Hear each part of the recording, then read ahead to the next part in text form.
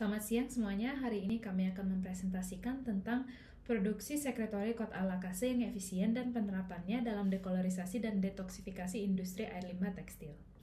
Nah, sebenarnya permasalahannya itu apa sih? Nah, limbah cairan yang dihasilkan oleh perusahaan tekstil seringkali pekat dan mengandung racun seperti logam, klorida, dan pewarna yang dapat menjadi racun bagi perairan dan organisme, sehingga menyebabkan polusi dan mengganggu ekosistem air serta menjadi biang penyakit yang dapat dilihat dari artikel-artikel berita.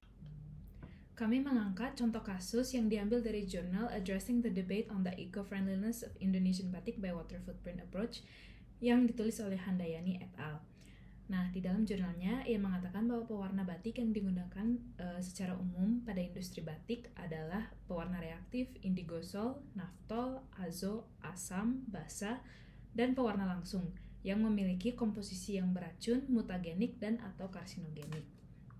Nah, jika dilihat pada tabel di bagian kiri, dapat dilihat bahwa limbah tekstil batik ini memiliki pH sebesar 6, TSS atau Total Suspended Solid sebesar 127-466, BOD 5 atau Biological Oxygen Demand sebesar 12,5-21, COD atau Chemical Oxygen Demand sebesar 1280, dan rasio BOD-COD sebesar 0,009 sampai dengan 0,016. Kita akan fokus pada angka-angka BOD, COD, dan rasio BOD, COD-nya saja. Nah, dapat dilihat bahwa nilai COD ini sangat melebihi acceptable limit sebesar 150, dan nilai COD yang tinggi ini artinya banyak kontaminan kimiawi yang terdapat di dalam limbah tekstil tersebut. Dan nilai rasio BOD, COD yang di bawah 0,5 menandakan adanya kontaminan dalam jumlah yang banyak. Nah, umumnya pengolahan limbah ini dilakukan dengan cara adsorpsi, oksidasi, koagulasi, bioreaktor membran, atau pertukaran ion. Namun kurang efisien karena tidak dapat memecah senyawa pewarna dan menghasilkan sedimen yang harus diproses terlebih lanjut, serta tidak bisa diaplikasikan dalam skala yang besar. Solusinya apa? Kita dapat menggunakan enzim untuk mendegradasikan limbah tekstil terlebih lanjut. Nah, salah satu opsi yang ramah lingkungan adalah enzim lakase, yaitu enzim yang mengandung multi tembaga dan dapat mengoksidasi berbagai macam fenolik dan senyawa aromatik non-fenolik. Lakase dapat ditemukan di antara jamur, tumbuhan tingkat tinggi, dan bakteri. Lakase yang paling umum digunakan adalah lakase yang berasal dari bakteri, karena lakase bakteri memiliki toleransi pH dan suhu yang lebih tinggi dibandingkan dengan lakase jamur atau tanaman. Namun lakase bakteri ini memiliki sumber alami yang rendah, sehingga stok enzimnya berkurang dan tidak memadai hasil produksi. Di sini kita memiliki dua potential host bakteri yang dapat memproduksikan enzim lakase ini. Yang pertama adalah Escherichia coli. Namun produksi proteinnya terjadi secara intraseluler sehingga meningkatkan biaya produksi dan menurunkan kemampuan untuk pemurnian. Bakteri yang kedua yang dapat kita gunakan adalah Bacillus subtilis, di mana produksi proteinnya terjadi secara ekstraseluler. Selain itu, Bacillus subtilis ini bebas endotoksin sehingga dianggap lebih aman. Komponen dasar pertama adalah host, yakni Bacillus subtilis WB600. Bacillus subtilis adalah salah satu bakteri yang kerap digunakan untuk produksi enzim ekstraseluler dikarenakan bebas endotoksin dan dianggap aman. Kot alakase diproduksi secara berlebihan oleh Escherichia coli dan dapat diproduksi dengan jumlah yang tepat oleh Bacillus subtilis. Kot alakase yang diproduksi oleh B. subtilis dapat dengan lebih mudah dipurifikasi karena diproduksi secara ekstraseluler. Komponen dasar selanjutnya adalah Gene of Interest atau GOI, dan kali ini kami menggunakan GOI yang mengkode untuk kot alakase, karena memproduksi lakase yang memiliki kemampuan untuk mendegradasi dan mendetoksifikasi limbah industri tekstil. Komponen dasar selanjutnya adalah plasmid, yakni PUC19. Plasmid PUC19 memiliki banyak situs pengikatan untuk enzim restriksi, memungkinkan untuk pengklonan multisitus. Hal ini dapat memberikan fleksibilitas dalam penambahan lebih dari satu fragmen DNA ke dalam vektor. Vektor PUC19 memiliki MCS, yakni Multiple Cloning Site, yang memberikan fleksibilitas dalam pemilihan enzim restriksi yang akan digunakan untuk memotong vektor dan DNA target, sehingga memfasilitasi penggabungan dua fragmen DNA dengan cara yang diinginkan. PUC19 memiliki ukuran yang cukup kecil untuk memastikan stabilitasnya dalam B. subtilis WB600 tanpa menyebabkan terlalu banyak beban bagi sel inangnya. Plasmid dengan ukuran kecil cenderung lebih stabil dan mudah ditransfer ke sel inang. Ini adalah tutorial memasukkan GOI ke dalam plasmid menggunakan bench-link. Untuk GOI yang digunakan adalah GOI code A lacase yang diambil dari Bacillus pumilus strain W3. Dan untuk plasmid yang digunakan adalah plasmid PUC19. Nah, untuk GOI-nya dapat diakses melalui gene bank atau nomor gene bank yang berada di sini. Lalu untuk plasmidnya kita bisa mendownload plasmid melalui SnapGene. Kemudian kita masukkan ke dalam bench-link. Nah, di sini sudah ada GOI-nya dan juga plasmid PUC19. Hal pertama yang dilakukan adalah kita mencari MCS yang berada dalam plasmid. Nah, untuk plasmid ini MCS yang berada di sini dan terdapat beberapa enzim restriksi. Untuk enzim restriksi yang kami gunakan, kami memilih EcoR1 dan juga XMAI. Yang pertama kita klik bagian ini, terus kita mencari EcoR1 dan juga XMAI. Kemudian pada GOI-nya, pertama yang kita lakukan adalah mencari start codon, yaitu ATG. Di sini ada ATG, terus klik bagian ini dan create new annotation dan ketik start codon. Di sini saya sudah membuat start codonnya. Dan juga untuk stop codonnya, yaitu berada di sini, yaitu TAA. Melakukan hal yang sama, yaitu create new annotation terus stop codon. Di sini saya juga sudah membuat stop codonnya. Lalu hal selanjutnya yang kita lakukan adalah membuat primer forward dengan panjangnya sebanyak 20 dan GC content-nya 50% serta melting point-nya 53%. Klik kanan, kemudian create primer dan forward. Nah, di sini bisa klik primer pair.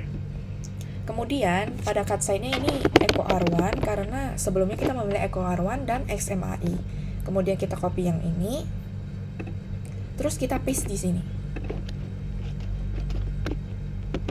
Lalu pada bagian depannya kita menambah 4-5 basa nukleotida. Di sini saya menambahkan ATTA. Nah, pada overhang ini saya memilih 10. Untuk primer forward-nya sudah selesai. Nah, untuk selanjutnya adalah reverse primer. Untuk reverse primer, kita juga melakukan hal yang sama dengan panjang 20. Nah, di sini GC content-nya 65%, panjangnya 20, dan melting point-nya 61,2 derajat Celcius. Kemudian kita klik Set from Selection dan Reverse.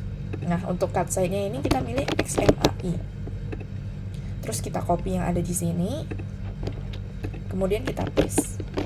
Nah, untuk bagian depannya saya menambahkan ATTC. Untuk overhang-nya juga sama, 10.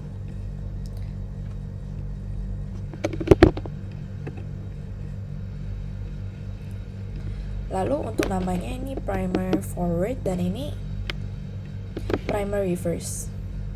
Untuk filenya kita pilih file UAS-TechCrack. Lalu kita save primer. Kemudian akan muncul tampilan seperti ini. Kita pilih create PCR product dan copy. Terus select. Kemudian kita akan mendapatkan EcoR1 di sini dan juga ada XMAI di sini. Lalu kita kembali kepada plasmid. Setelah itu kita akan kembali ke plasmid. Kemudian kita klik assembly wizard dan kita pilih digest and ligate. Kemudian klik start. Nah, untuk backbone-nya karena kita memilih enzim restriksi EcoR1 dan XMAI, yaitu kita klik dulu, klik kanan, terus kita invert. Nah, habis itu kita masukkan set from selection. Lalu untuk bagian insert-nya ini, kita klik ini yang tadi kita udah create, terus kita klik EcoR1-nya sampai XMAI. Lalu kita set from selection. Nah, di sini sudah hijau, tidak ada error and warning. Untuk plasmidnya juga sama, terus kita klik done. Untuk namanya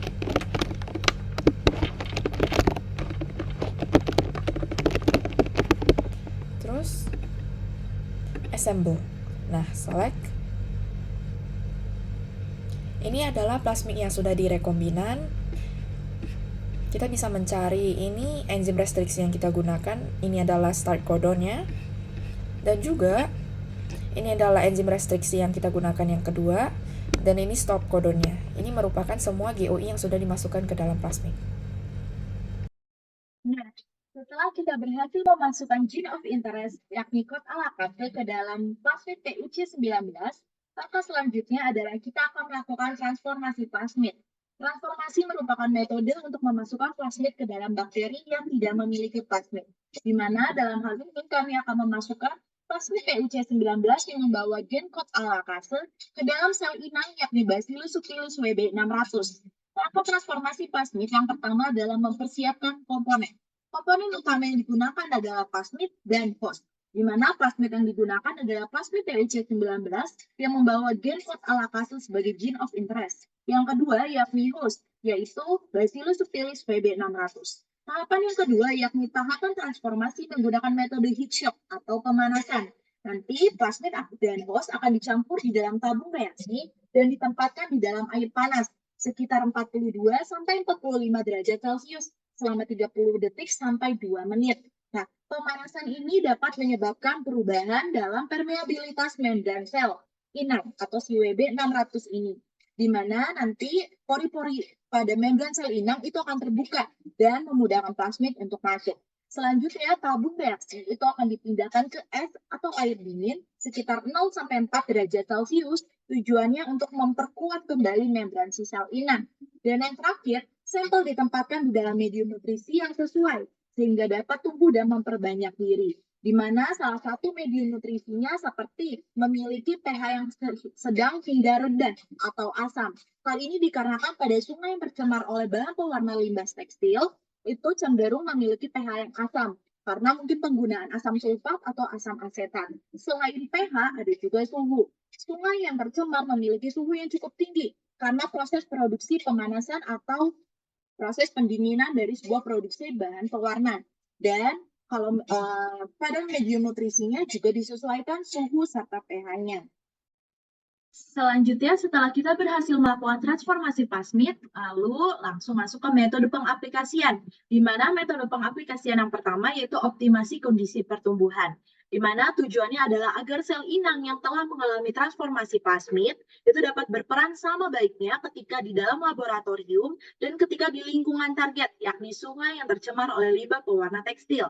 Yang kedua, pengaplikasian di lapangan dengan metode dengan menyemprotkan suspensi bakteri langsung ke area yang terkena pencemaran bahan pewarna tekstil. Yang ketiga, yakni pemantauan berkala. Pemantauan berkala setelah suspensi bakteri itu disemprotkan ke area yang tercemar, dilanjutkan dengan pemantauan secara berkala yang dilakukan secara analisis secara visual atau langsung atau dengan melakukan pengukuran warna air dengan menggunakan spektrofotometer, di mana jika gen kod alakase yang dibawa oleh bakteri tersebut berhasil mendekolorasi pewarna, hasil positifnya adalah penurunan absorbensi pada panjang gelombang yang sesuai dengan warna tersebut. Baik, inilah referensi yang kami gunakan. Dan sekian dari kelompok kami ucapkan terima kasih.